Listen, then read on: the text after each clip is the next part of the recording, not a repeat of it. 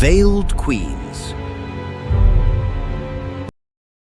What if the fall of Europe's greatest empires was not only the collapse of thrones, but the quiet redistribution of power into hands history rarely names? When crowns shattered in 1918, newspapers mourned emperors, generals negotiated borders, and diplomats redrew maps. But far from the negotiating tables, behind curtained railway carriages and shuttered palace corridors, women, raised to embody dynasties, watched their worlds dissolve overnight. Tonight, we are not asking how empires fell. We are asking something far more unsettling. When a princess loses her throne, does she truly lose her power, or does it simply change form? Before we begin, tell me, where are you watching from tonight? And what time is it where you are? I always read your comments, and I love seeing how far this quiet circle of listeners reaches across the world. If you are drawn to the hidden structures beneath history, the power that moves without proclamation, consider subscribing to Veiled Queens and join us as we uncover what official records often leave unsaid. In 1918, the world did not merely end a war. It ended a system that had governed Europe for centuries. The Romanov dynasty collapsed in Russia under the weight of revolution. The German Empire crumbled as Kaiser Wilhelm II fled into exile. The Habsburg monarchy of Austria-Hungary, a dynasty that had stitched together Central Europe for generations, disintegrated into fragile new republics. And the Ottoman Empire, once stretching across 3 continents, fractured under defeat and nationalist uprising. 4 imperial structures, 4 centers of dynastic gravity, gone within months. To the modern observer, this looks like political inevitability, the triumph of democracy over autocracy, nationalism over dynastic rule. But to understand what truly ended in 1918, we must look beyond constitutions and treaties. Because empire was never sustained by emperors alone. It was sustained by marriages, by lineage, by carefully arranged alliances that turned daughters into diplomatic instruments. Princesses were not ornamental figures drifting through gilded halls. They were the connective tissue of Europe's ruling houses. A Romanov might marry into a German court. A Habsburg archduchess might be promised to secure influence in the Balkans. An Ottoman princess might anchor internal factions within the palace. Their dowries were not merely wealth, they were leverage. Their fertility was not merely personal, it was strategic. Their presence at court signaled continuity. When the war ended and revolutions ignited, it was the emperors whose abdications made headlines.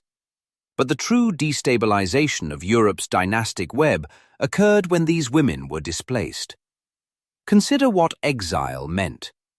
For a male monarch, exile was political humiliation.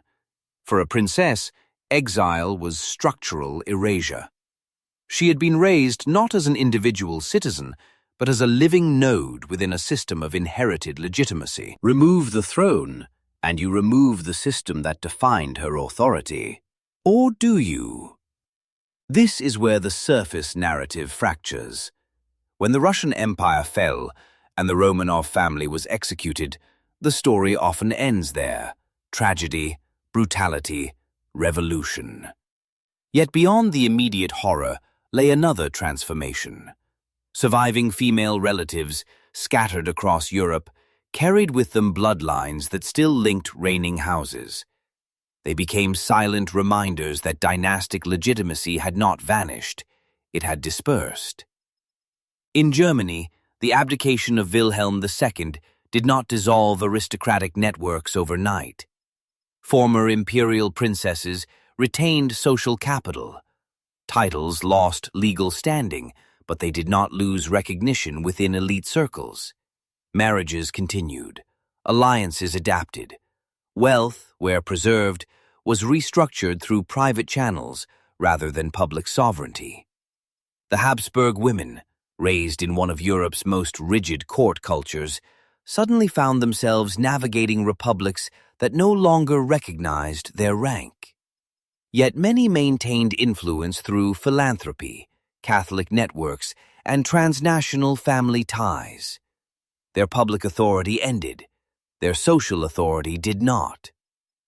In the Ottoman case, the abolition of the Sultanate and later the Caliphate forced members of the imperial family into exile across the Middle East and Europe. Ottoman princesses, who had once lived within the strict hierarchies of palace life, entered foreign societies where their titles carried exotic fascination but no legal power. Some married into other royal or noble families. Others negotiated financial survival independently. Here lies the deeper question: what is power when stripped of territory? Modern political theory often defines power as institutional control, armies, taxation, legislation. By that definition, these women lost everything. But dynastic systems operated on a more complex currency: symbolic legitimacy, social recognition, marriage alliances, religious continuity. Even in exile, a princess embodied a narrative of rightful rule. She represented memory, and memory is politically volatile.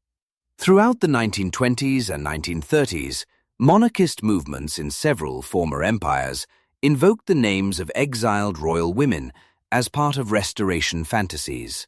A surviving archduchess could serve as a rallying point. A Romanov cousin could anchor claims of continuity. They no longer commanded armies, yet their existence unsettled the finality of revolution. This is the hidden layer, often absent from simplified accounts of 1918. The crowns fell, yes, but the dynastic bloodstream continued circulating beneath the surface of Republican Europe. For centuries, princesses had been trained to perform visibility, public ceremonies, controlled appearances, symbolic motherhood. After 1918, many were forced into a new form of invisibility. But invisibility is not equivalent to irrelevance. In some cases, withdrawal itself became a strategy. Living quietly in Britain or Switzerland, maintaining correspondence across borders, preserving archives and family records. These acts sustained dynastic memory until geopolitical climates shifted. Others adapted more directly. Some entered intellectual circles. Some engaged in humanitarian work that allowed them to reshape influence through modern channels. A title might no longer command obedience, but it could still open doors. What changed in 1918 was not simply who ruled. It was how legitimacy was expressed. The 19th century had relied on spectacle, coronations, uniforms, imperial portraits. The 20th century demanded subtler forms of continuity. And in that transition, royal women became transitional figures between eras. They stood at the threshold between hereditary sovereignty and modern nation-state politics, between sacred monarchy and bureaucratic governance, between arranged dynastic marriages and increasingly individualized unions. Their biographical tragedies, exile, financial strain, social displacement, are real and often severe. Yet if we focus only on their suffering, we risk missing the structural shift beneath it. Power did not vanish. It decentralized. It moved from palace corridors into private estates, from public proclamations into marriage negotiations, from thrones into networks. When we ask, when the crown falls, what remains of a princess, we are really asking, what remains of legitimacy when institutions collapse? What remains is memory, bloodline, symbol, connection, and perhaps most importantly, adaptability. The fall of the Russian, German, Austro-Hungarian, and Ottoman empires marked the end of visible absolutism in much of Europe. But it did not erase the centuries-old architecture of elite intermarriage and inherited prestige. It transformed it. The princess in exile was no longer a sovereign's daughter, awaiting diplomatic deployment. She became something more ambiguous, a relic to some, a threat to others, and a living bridge between eras. History often frames 1918 as a clean rupture, yet ruptures are rarely clean. Beneath every fallen crown lies a network still quietly breathing. And if we listen closely, we may find that the true story of Europe after 1918 is not only about the death of empires, but about the women who carried fragments of those empires forward, unseen, into the modern age. Not powerless, merely transformed. They were born into rooms where ceilings were painted with allegories of eternity. As children, they learned to walk across marble floors without sound. They were taught which fork to lift, how long to hold eye contact, how to lower their gaze without appearing weak. Their handwriting was corrected by governesses who understood that penmanship was not aesthetic, it was evidence of discipline. Languages were mandatory: French for diplomacy, German for dynastic kinship, Russian for court. Music lessons were not hobbies, they were refinements of poise. From the outside, it looked like a life suspended in silk and chandeliers. But from the beginning, their lives were structured around purpose. A princess was not raised to find herself, she was raised to anchor a dynasty. Every embroidery lesson, every appearance at a garden reception, every carefully staged portrait served a future negotiation. Marriage was not romance, it was infrastructure. Long before they reached adulthood, conversations about them had already begun in rooms where they were not present. Which prince would strengthen the border? Which union would ease tension between rival courts? Which dowry would secure leverage in Parliament? Their youth was ceremonial preparation. They learned to curtsy not only to elders, but to expectations. To sit still during long diplomatic dinners, to smile without revealing uncertainty, to endure scrutiny as though it were weather.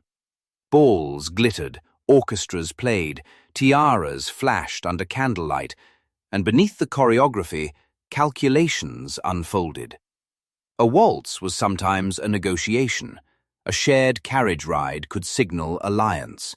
Even a glance across a ballroom might be interpreted by foreign envoys as political theatre. Visibility was their obligation.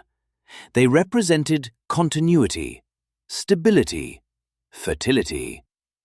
The illusion that monarchy was eternal. Then 1918 arrived. War had already strained the fabric of Europe's dynastic world, but its end tore it open. Revolutions erupted, abdications were signed, armies dissolved, flags changed, crowns were boxed away, and suddenly the choreography stopped. Imagine waking up in a palace that no longer belongs to your family. Imagine servants packing furniture under the supervision of men who yesterday would have bowed. Imagine hearing the word citizen applied to you for the first time, not as honor, but as erasure. Exile is often described as a change of address. In truth, it is a dismantling of identity. For many of these women, exile began with trains, sealed compartments, curtains drawn, jewelry sewn into hems, letters burned before departure. Some left with trunks, others with only what they could carry. They arrived in cities that were polite but distant. London, Paris, Geneva, small towns in Switzerland where former royalty rented modest villas overlooking quiet lakes. The architecture was still elegant, but it was not theirs. Titles became awkward introductions. In some circles, they were treated as tragic curiosities, remnants of a lost world. In others, they were reminders of instability, unwelcome symbols of a past people were trying to forget. Money, once assumed infinite, evaporated quickly. Estates had been confiscated, investments frozen, treasuries absorbed by new governments. Some families retained private assets abroad, many did not. A princess who once presided over banquets now examined household budgets. Some sold jewels discreetly through intermediaries, others took in paying guests. A few wrote memoirs, translating memory into survival. One learned to manage correspondence for a charitable foundation. Another gave language lessons.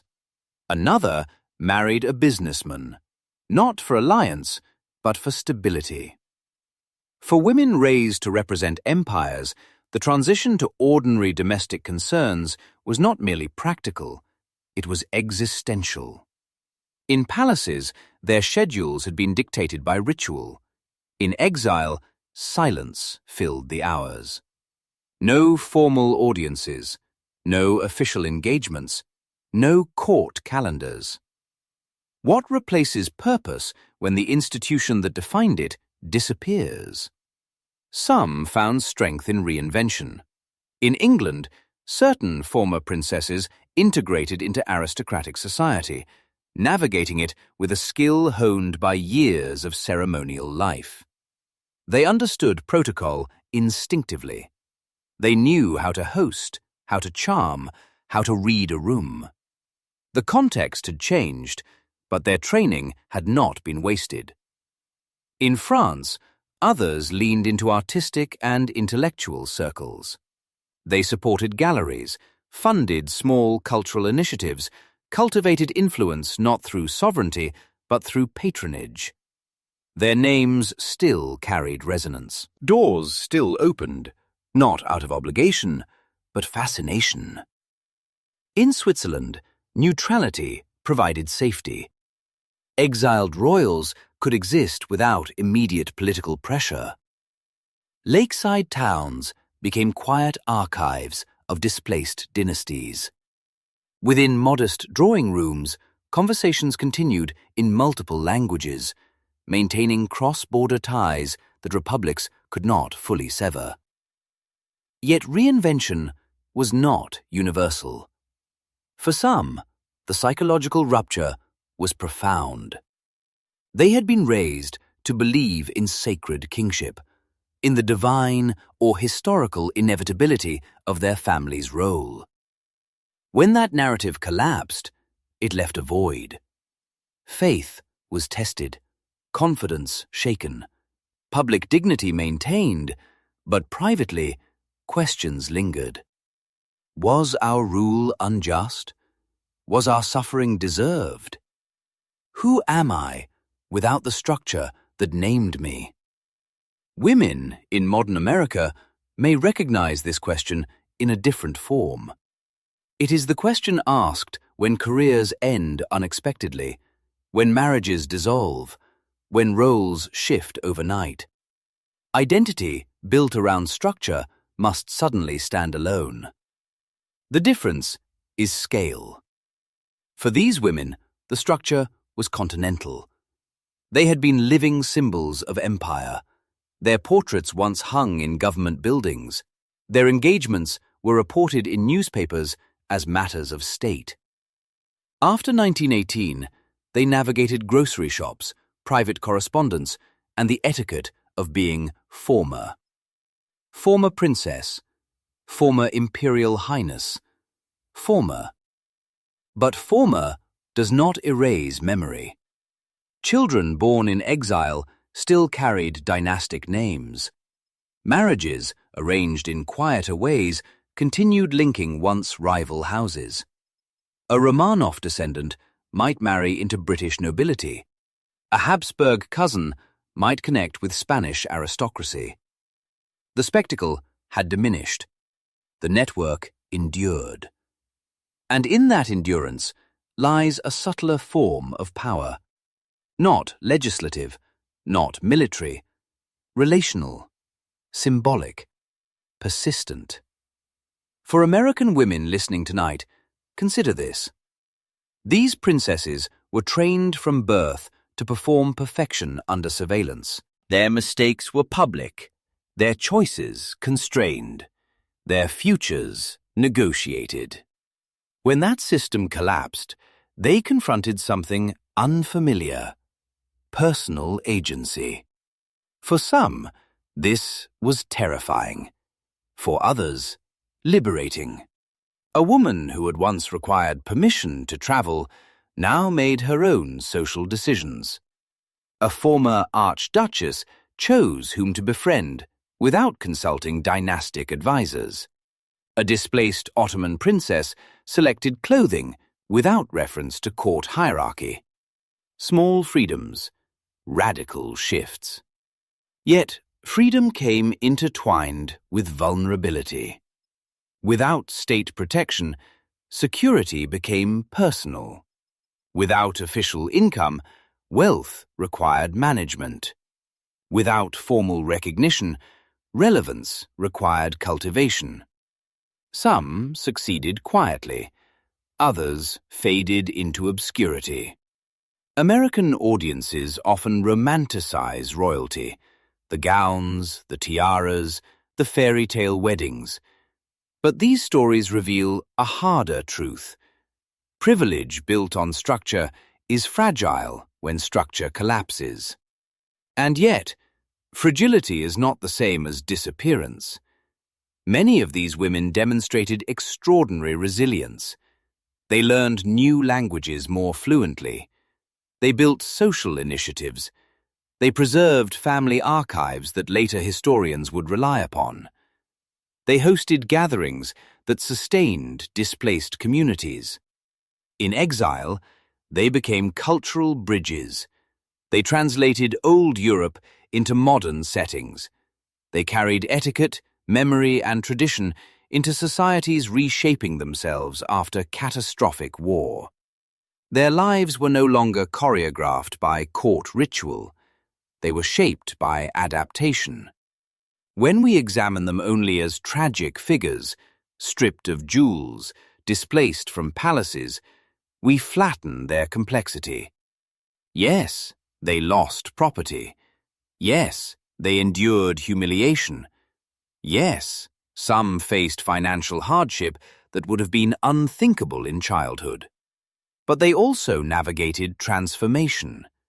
They moved from inherited authority to negotiated relevance, from scripted ceremony to self-determined presence. The palace had taught them endurance, composure, multilingual diplomacy. Exile demanded independence, emotional intelligence, and reinvention. In drawing rooms in London, in apartments in Paris, in lakeside villas in Switzerland, former princesses recalibrated what it meant to matter. They were no longer the visible architecture of empire. They became something more elusive, living proof that identity can survive systemic collapse. And perhaps that is why their stories continue to resonate, not because of lost crowns, but because they reflect a universal tension. Who are we when the spotlight fades? When the structure that once defined us dissolves? When we are no longer introduced by title, but by name? After 1918, many of these women answered that question not with proclamation, but with persistence. They dressed themselves without attendance. They hosted dinners without state budgets. They raised children who would grow up not as heirs to thrones, but as participants in a new Europe. They did not reclaim their palaces. They redefined their presence. And in doing so, they revealed something history rarely emphasizes. Power is not only the ability to command, it is the capacity to endure transformation without surrendering identity. Behind the faded photographs of tiaras and velvet trains lies a quieter image. Women seated at modest desks, writing letters that stitched together fragments of a vanished world. Not queens, not reigning princesses, but survivors of a system that collapsed around them, carrying forward its memory, reshaping its meaning, and stepping into a century that had not been designed for them. If the fall of empires can feel abstract, certain faces make it impossible to ignore. Among the most haunting are the daughters of Tsar Nicholas II of Russia, young women who had once walked the polished floors of the Alexander Palace, who had posed for photographs in white gowns, who had been raised to embody the continuity of a dynasty that had ruled for more than 3 centuries. Olga, Tatiana, Maria, Anastasia. To the world, they were the Grand Duchesses of the House of Romanov. To their parents, they were daughters nicknamed with affectionate initials, teased in letters, guided through adolescence with a mixture of imperial discipline and maternal protectiveness. They were born into ritual. Their childhood was structured by tutors, language lessons, religious instruction, and carefully staged public appearances. They learned French and English fluently. They embroidered linens for charity bazaars. They attended military reviews, their presence reinforcing the sacred bond between sovereign and army. And yet, unlike some earlier generations of royal daughters, they were raised with an unusual degree of familial closeness. Nicholas II and Empress Alexandra cultivated an atmosphere that, within palace walls, often felt domestic rather than distant. There were picnics, snowball fights, amateur theatricals, but no degree of domestic warmth could insulate them from political reality. By 1917, Russia was unraveling. War fatigue, economic strain, and public anger converged. When revolution erupted, Nicholas II abdicated. In that moment, centuries of Romanov sovereignty dissolved into uncertainty. The imperial family was placed under house arrest. At first, confinement was described as temporary, a protective measure, officials claimed. The daughters adjusted as best they could. They read novels, they sewed, they tried to preserve routine within narrowing walls. Photographs from this period show them pale but composed, clinging to dignity in altered circumstances. Yet confinement tightened. Transferred from palace to provincial captivity, the family's world shrank to guarded rooms and monitored correspondence. The Grand Duchesses, once visible symbols of imperial stability, became liabilities in a revolutionary state that sought to eliminate dynastic legitimacy entirely. In July 1918, they were executed alongside their parents and brother. The brutality of that act reverberated across Europe. It was not merely the killing of a monarch, it was the eradication of heirs, of daughters whose very existence represented continuity. For many observers, especially in the West, their deaths became shorthand for the tragic end of imperial Russia. Their youth amplified the horror. Their femininity intensified the emotional resonance. But beyond tragedy lies symbolism. The execution of the Romanov daughters was also a calculated message. It signaled that revolution intended no restoration. No surviving princess would serve as a rallying figure. No marriage would reweave alliances. No bloodline would quietly persist to challenge the new order. The old world had to be severed completely. And yet, even in death, the memory of those young women carried weight. Rumors of survival circulated for years. Claimants emerged, insisting they were Anastasia. The persistence of these stories reveals something deeper than conspiracy. It reveals a psychological reluctance to accept that a dynasty could vanish so absolutely. Their faces, preserved in photographs, continue to circulate in documentaries and books. They have become icons of lost innocence, of imperial fragility, of a system that failed to adapt in time.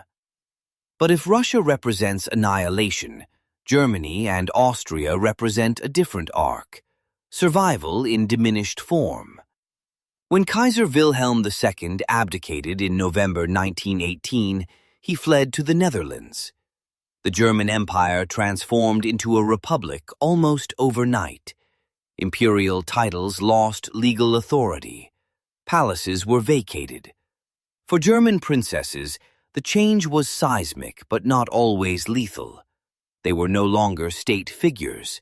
They became private citizens, albeit citizens with complicated surnames and inherited expectations. Some families retained substantial private wealth. Others saw property seized or redistributed. Aristocratic estates were scrutinized. The political climate was volatile.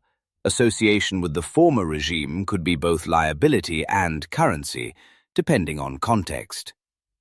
Imagine being raised to preside over court receptions only to find yourself navigating Weimar society, a culture experimenting with modernity, democracy, and artistic rebellion. The gowns changed, the rituals dissolved, yet certain skills endured. German princesses had been educated rigorously.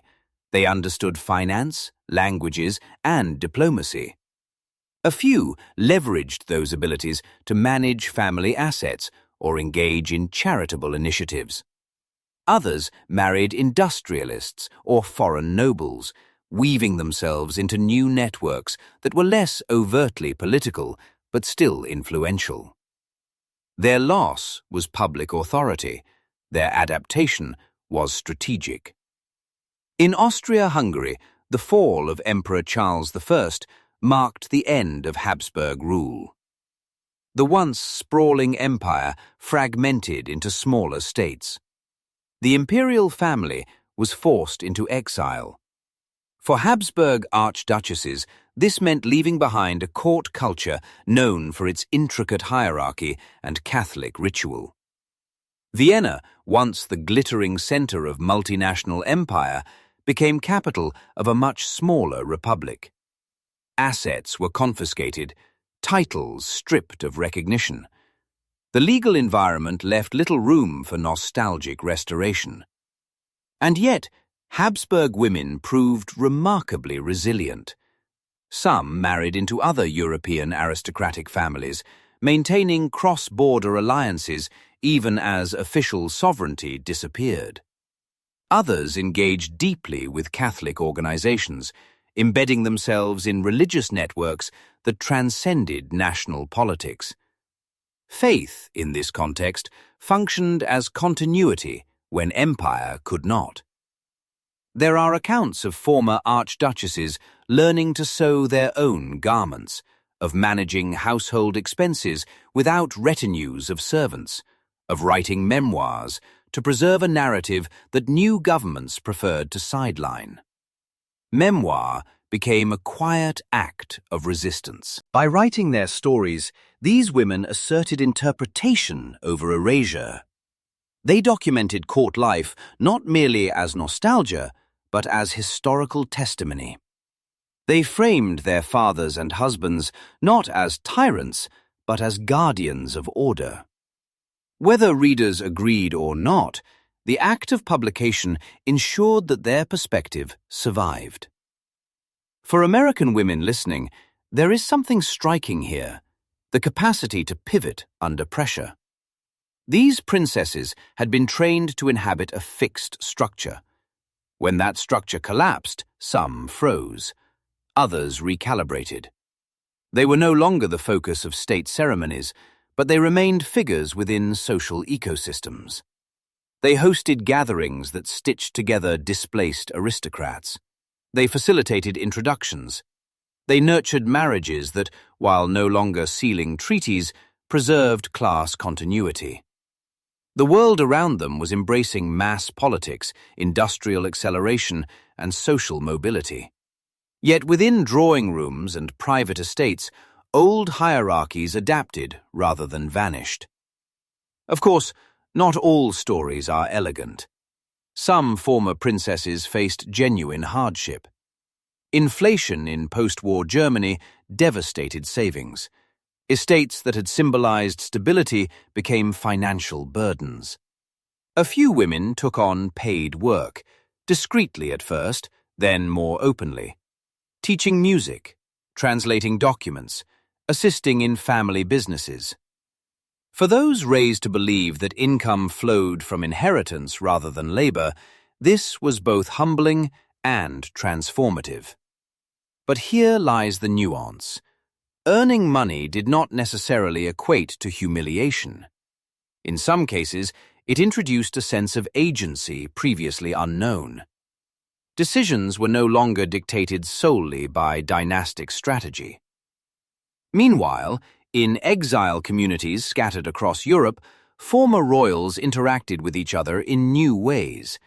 Without rigid court protocol, relationships could become more personal, less ceremonial.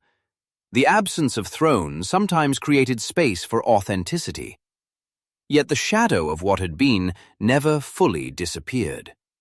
Newspapers still referenced titles, even when governments did not. Society columns described marriages in language tinged with nostalgia. The public remained fascinated by the spectacle of fallen royalty navigating modern life. In that fascination, power lingered.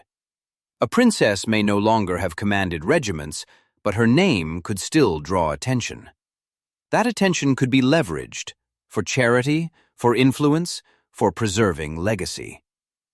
This is the paradox that emerges when we examine these examples side by side. In Russia, the Romanov daughters symbolize irrevocable rupture, a violent attempt to extinguish dynastic memory. In Germany and Austria, former princesses embody transformation, a shift from overt sovereignty to private influence. Both trajectories illuminate the fragility of visible power, and both reveal something else.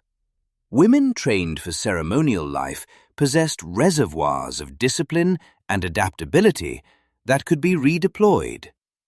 They understood optics long before public relations became a profession. They knew how to present composure under scrutiny. They had been raised within multilingual, multicultural environments that required emotional intelligence. When stripped of state backing, those qualities did not evaporate, they evolved. For American audiences, accustomed to narratives of self-made reinvention, these stories resonate in unexpected ways. The women in question were not self-made in origin. They were born into inherited privilege, yet after 1918, many were forced into reinvention nonetheless. The Romanov daughters never received that opportunity. Their story freezes at tragedy, a reminder that some collapses offer no second act. But German and Austrian princesses lived through decades of recalibration. They navigated 2 world wars, economic crises, shifting ideologies. Some saw relatives entangled in later political catastrophes. Others distanced themselves deliberately, preserving neutrality. Their lives stretched beyond the immediate shock of 1918 into a century defined by volatility. And in those extended lives, we see the gradual redefinition of aristocratic womanhood. No longer merely symbols of dynastic fertility, they became custodians of heritage, organizers of archives, curators of memory, patrons of selective causes. They learned to operate without proclamation. Which brings us back to the central tension. When empires fall, what remains? In the faces of the Romanov daughters, we see the cost of revolution determined to eliminate continuity. In the biographies of German and Austrian princesses, we see continuity reconfigured, quieter, subtler, less theatrical, but persistent. These women moved from palace balconies to private salons, from state banquets to intimate gatherings, from constitutional relevance to social influence. The spotlight dimmed, the network endured. And perhaps that is the most unsettling truth for any era that believes it has definitively replaced the past. Structures can collapse. Titles can be abolished. Property can be seized. But identity, especially one reinforced by generations of ritual and connection, does not vanish overnight. It adapts. It waits. It transforms. The daughters of Nicholas II remind us that history can be merciless. The princesses of Germany and Austria remind us that history can also be negotiated.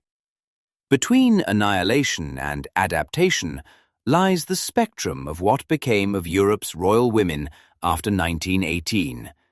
Not simply victims of collapse, but participants in the long, complex reshaping of power in the modern age.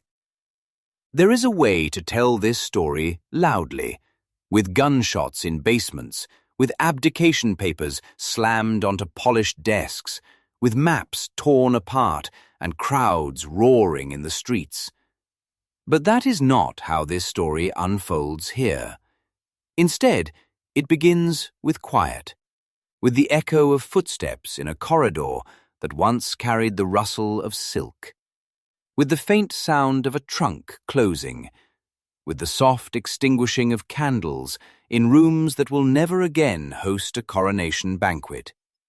The tone is gentle, almost restrained. The camera does not rush toward the spectacle of collapse. It lingers on faces, on hands folded in laps, on letters written late at night under dim light. Because the fall of power is rarely loud for the person losing it, it is often slow, intimate, disorienting. This kind of storytelling does not shout about revolution. It does not fixate on dates and battle formations. It moves carefully through emotional landscapes. It asks what it feels like when a title that once defined your entire existence dissolves into memory. For women listening, especially those who understand how identity can be intertwined with role, expectation, visibility, the question resonates quietly but deeply. What remains when the role is gone? The pacing is deliberate. Sentences breathe. Moments stretch. Instead of overwhelming the listener with political detail, the narrative pauses to notice a detail that history books might ignore: the weight of a tiara placed back into its velvet box for the last time. The sensation of signing a letter without a royal cipher. The unfamiliarity of being introduced simply by name. This tone resists sensationalism. It does not dwell on violence for shock value. It does not replay tragedy to provoke outrage. It understands that grief can be more powerful when spoken softly. When the crown falls, the most dramatic shift is not always public. It is internal. In this storytelling style, we are invited into bedrooms rather than parliaments, into train compartments rather than battlefields, into quiet Swiss villas rather than revolutionary rallies. The emphasis is not on who seized control of the government. It is on how a young woman, raised to believe she embodied a nation's continuity, recalibrates her sense of self when that nation no longer recognizes her position. The narration slows at moments of emotional turning. We linger in the space between what was and what is. We imagine the stillness of a once busy palace kitchen, the absence of court musicians, the silence where formal announcements once echoed. For American women, accustomed to fast media cycles and urgent headlines, this slower rhythm can feel almost radical.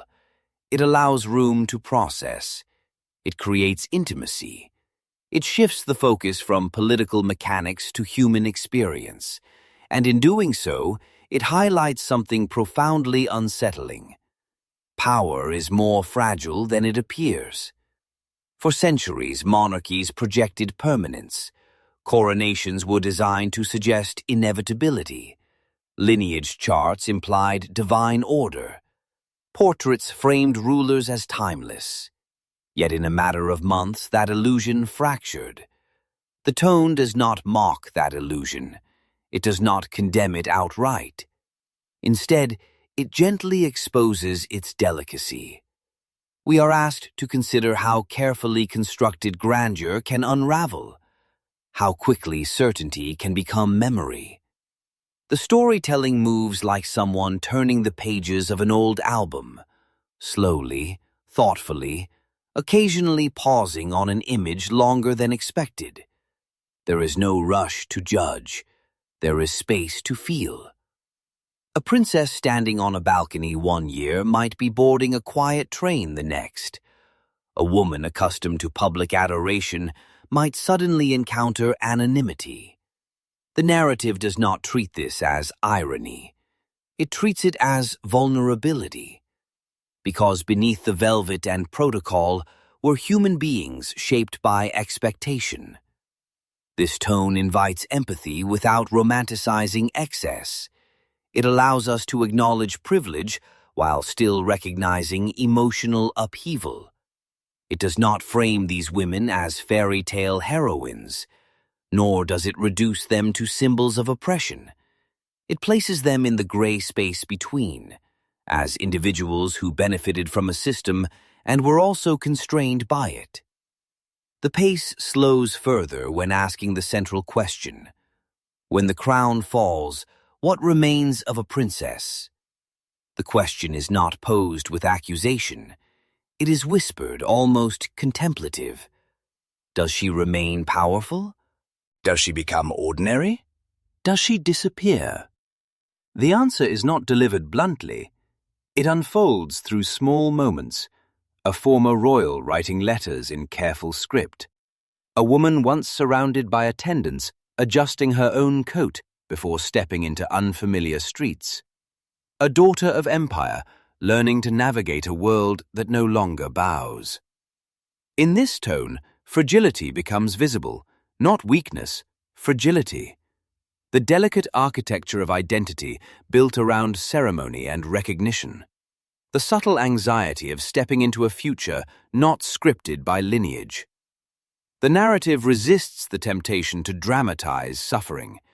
Instead of dwelling on catastrophe, it lingers on transition. The night after abdication, the morning after exile, the quiet years that follow headlines. There is a softness here, but not sentimentality. We are not asked to pity. We are asked to observe, to reflect, to consider how much of our own sense of security depends on structures we assume will endure. For American women, professionals, mothers, daughters, leaders, the theme of impermanence may strike close to home. Careers change, marriages shift, social roles evolve. Visibility can rise and fade. Power, whether personal or public, is rarely as stable as it appears. By telling the story slowly, gently, the narrative allows listeners to see themselves within it, not as royalty, but as women navigating transition. The crown becomes metaphor. It represents any title, any identity, any external validation that once seemed permanent. And when it falls, when the applause stops, when the institution dissolves, what remains is the person. This storytelling style trusts the audience. It does not over-explain.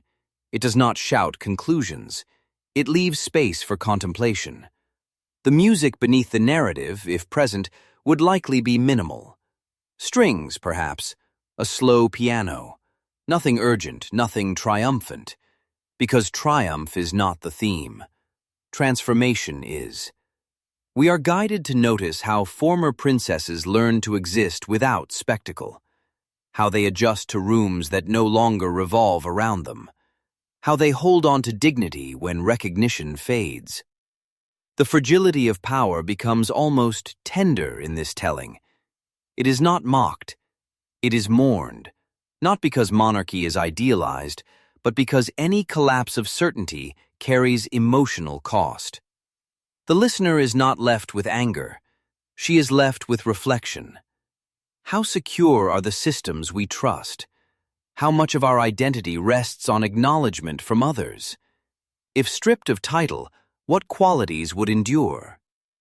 The question returns, gently but persistently.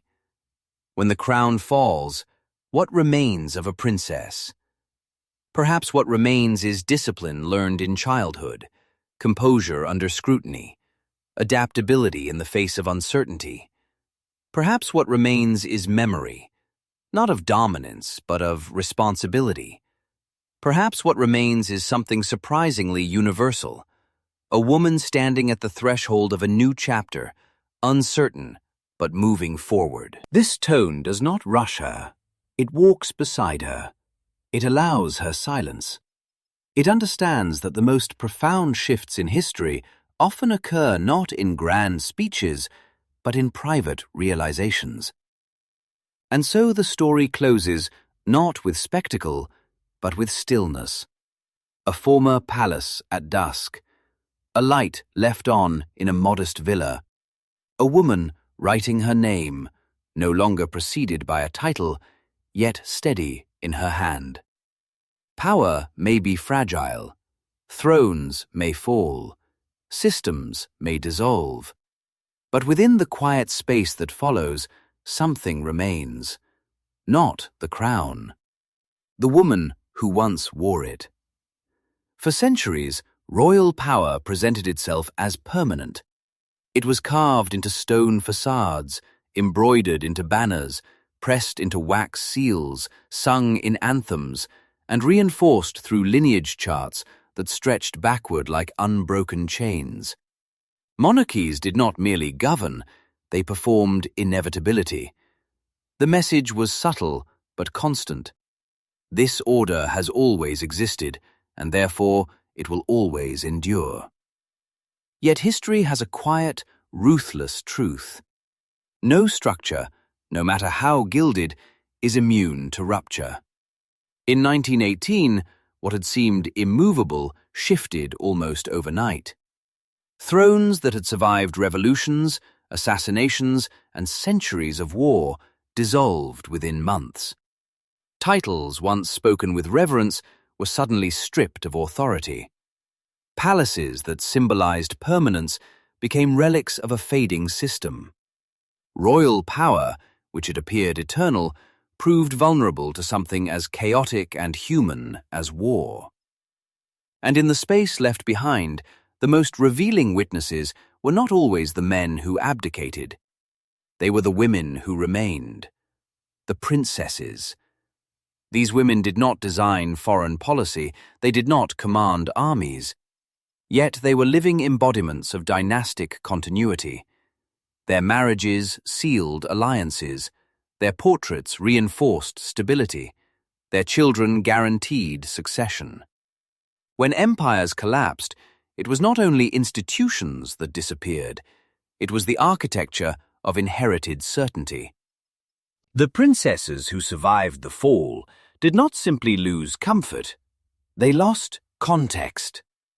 They became witnesses to the end of a worldview in which birth dictated destiny and sovereignty flowed through bloodlines. They stood at the fault line between two eras, one rooted in divine right and inherited hierarchy, the other accelerating toward democracy, nationalism, and modern statehood. To be a witness in such a moment is not passive. It means carrying memory forward when structures disintegrate. It means embodying a past that the present may wish to forget. It means existing as a reminder that history is not cleanly erased. It transforms. For American women listening tonight, Consider how often we are told that progress is linear, that modernity replaced monarchy as though flipping a switch. The truth is more layered. The transition from royal rule to republics was not merely political, it was psychological. And these women lived that psychological shift in real time. They remembered court ritual even as they navigated apartment leases. They understood the choreography of coronations even as they adapted to ordinary introductions. They had been raised to believe in permanence, yet they learned to survive in impermanence. In that survival, they became symbols, not of fairy tales, but of transition. They symbolized the fragility of visible power. They symbolized the resilience of identity. They symbolized the unsettling realization that systems we assume are unshakable can dissolve within a single generation. Royal authority once appeared like stone. In truth, it was glass, strong until struck at the right angle, and when it shattered, the fragments did not vanish, they scattered.